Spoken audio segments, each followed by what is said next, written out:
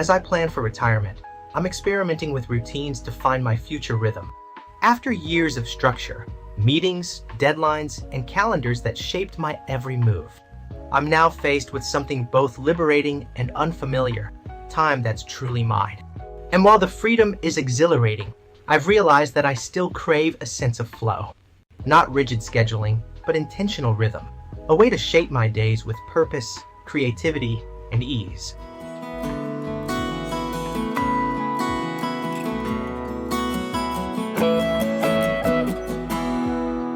I started by asking myself, what do I want my mornings to feel like?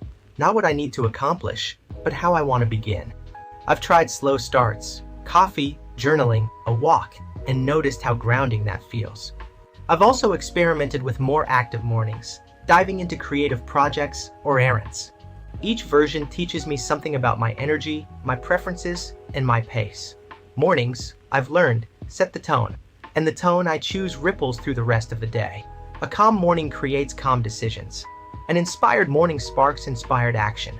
Retirement isn't about rushing into routines. It's about choosing rhythms that honor who I am.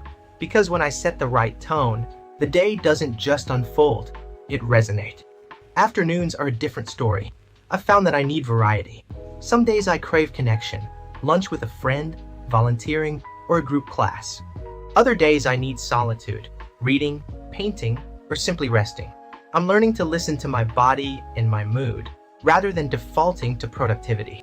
That's a shift, and it's one I'm still practicing. Retirement gives me permission to honor both sides, the social and the solitary, without guilt. Evenings have become a time for reflection and ritual. I've started a simple practice, jotting down one thing I learned, one thing I enjoyed, and one thing I'm grateful for. It's a quiet pause that turns the day into a story worth remembering. These small notes become anchors, reminders that growth, joy, and gratitude are always present, even in ordinary moments. It helps me close the day with intention, and it's slowly shaping how I move through time. I'm also exploring screen-free evenings. More music, more conversation, more quiet. These small rituals remind me that endings matter just as much as beginnings. They give closure, and they prepare me for rest. I've built a weekly rhythm, too. Not a strict schedule, but a loose framework.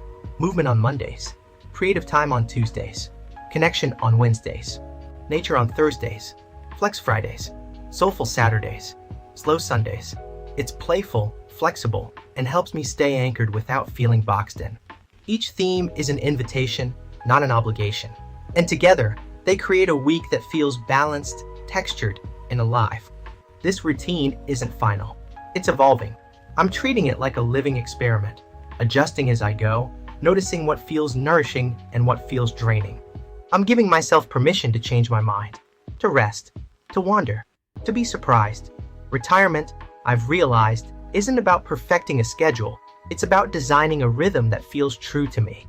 A rhythm that breathes, that bends, that makes space for joy and discovery. Because the beauty of this season isn't in control, it's in freedom. And freedom, at its best, is living each day as an unfolding story. One of the most powerful lessons has been this. Routines aren't just about time management. They're about energy management. They help me protect what matters, avoid burnout, and stay aligned with my values. They also help me notice when something's off, when I'm overcommit, undernourished, or out of sync. A good routine doesn't just organize my days. It organizes my life around what I care about most. It's the rhythm that keeps me anchored, the gentle framework that turns intention into action. A routine isn't about restriction, it's about alignment. It's how I make sure my time reflects my values, so that every day feels less like a checklist and more like a life lived with purpose. So this week, I'm building a retirement routine. I'm shaping my days with curiosity and care.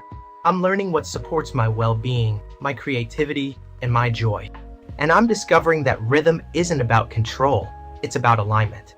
It's about creating a flow that feels natural, sustainable, and deeply human. A rhythm that honors my energy instead of forcing it, that makes space for rest as much as for action. Retirement isn't a rigid timetable, it's a living cadence. And when I align with that cadence, life doesn't just feel managed, it feels meaningful.